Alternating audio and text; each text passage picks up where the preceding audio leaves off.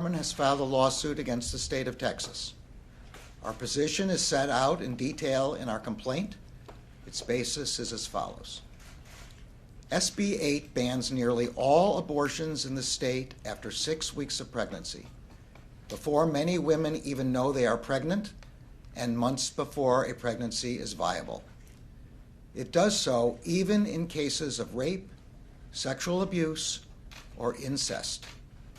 And it further prohibits any effort to aid the doctors who provide pre-viability abortions or the women who seek them. The act is clearly unconstitutional under long-standing Supreme Court precedent. Those precedents hold, in the words of Planned Parenthood versus Casey, that, quote, regardless of whether exceptions are made for particular circumstances, a state may not prohibit any woman from making the ultimate decision to terminate her pregnancy before viability. Texas does not dispute that its statute violates Supreme Court precedent. Instead, the statute includes an unprecedented scheme to, in the Chief Justice's words, quote, insulate the state from responsibility, close quote. It does not rely on the state's executive branch to enforce the law, as is the norm in Texas and everywhere else. Rather, the statute deputizes all private citizens, without any showing of personal connection or injury, to serve as bounty hunters, authorized to recover at least $10,000 per claim from individuals who facilitate a woman's exercise of her constitutional rights. The obvious and expressly acknowledged intention of this statutory scheme is to prevent women from exercising their constitutional rights by thwarting judicial review for as long as possible. Thus far, the law has had its intended effect. Because the statute makes it too risky for an abortion clinic to stay open, abortion providers have ceased providing services. This leaves women in Texas unable to exercise their constitutional rights and unable to obtain judicial review at the very moment they need it.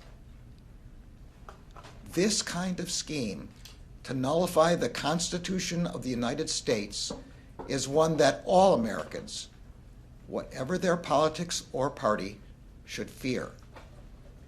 If it prevails, it may become a model for action in other areas, by other states, and with respect to other constitutional rights and judicial precedents. Nor need one think long or hard to realize the damage that would be done to our society if states were allowed to implement laws that empower any private individual to infringe on another's constitutionally protected rights in this way. The United States has the authority and the responsibility to ensure that no state can deprive individuals of their constitutional rights through a legislative scheme specifically designed to prevent the vindication of those rights. The United States also brings this suit to assert other federal interests that SB 8 unconstitutionally impairs. Among other things, SB 8 conflicts with federal law by prohibiting federal agencies from exercising their authorities and carrying out their responsibilities under federal laws relating to abortion services. It also subjects federal employees and non-governmental partners who implement those laws to civil liability and penalties. Among the federal agencies and programs whose operations the statute unconstitutionally restricts are the Labor Department's Job Corps program, the Defense Department's TRICARE Health program, the Office of Refugee Resettlement, the Bureau of Prisons, the Centers for Medicare and Medicaid Services, and the Office of Personnel Management. The complaint therefore seeks a declaratory judgment that SB 8 is invalid under the Supremacy Clause and the 14th Amendment, is preempted by federal law, and violates the doctrine of intergovernmental immunity. The United States also seeks a permanent and preliminary injunction prohibiting enforcement of the statute against the state of Texas, including against the state's officers, employees and agents, and private parties it has effectively deputized who would bring suit under SB 8. The Department of Justice has a duty to defend the Constitution of the United States and to uphold the rule of law. Today, we fulfill that duty by filing the lawsuit I have just described. Now, before I take some questions, I want to say a few words to the American people on the eve of the 20th anniversary of the attacks of September 11th, 2001.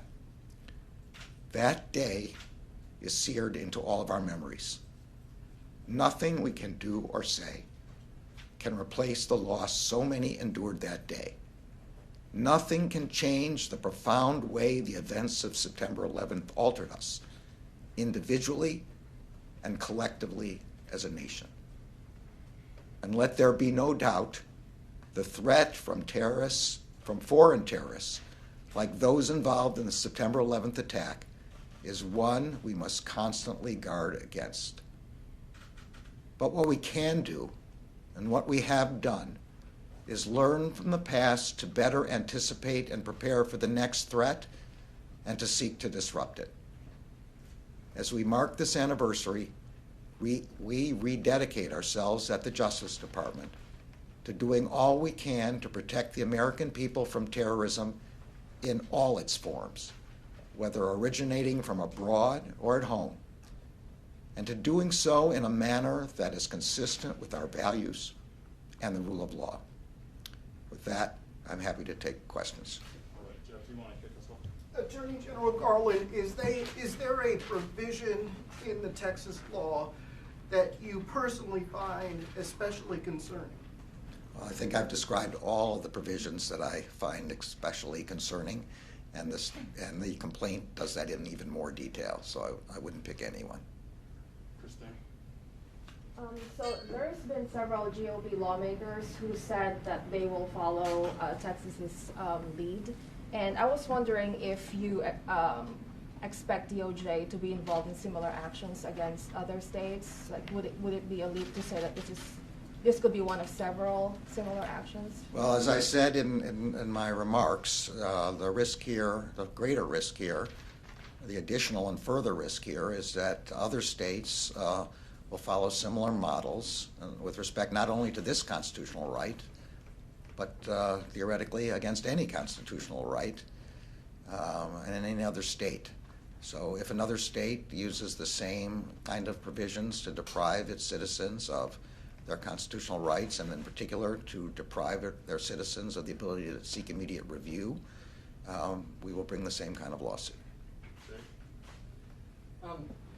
So there had been some pressure, it seems, from Democratic lawmakers on the Hill and anti-abortion groups, and even some could argue from the White House on the Department of Justice to do something about this Texas law. Did you feel any of that pressure? Did that play any role in this? The Department of Justice does not file lawsuits based on pressure. We carefully evaluated the law and the facts, and this complaint expresses our view about the law and the facts. All right, thanks everybody. Thank you all.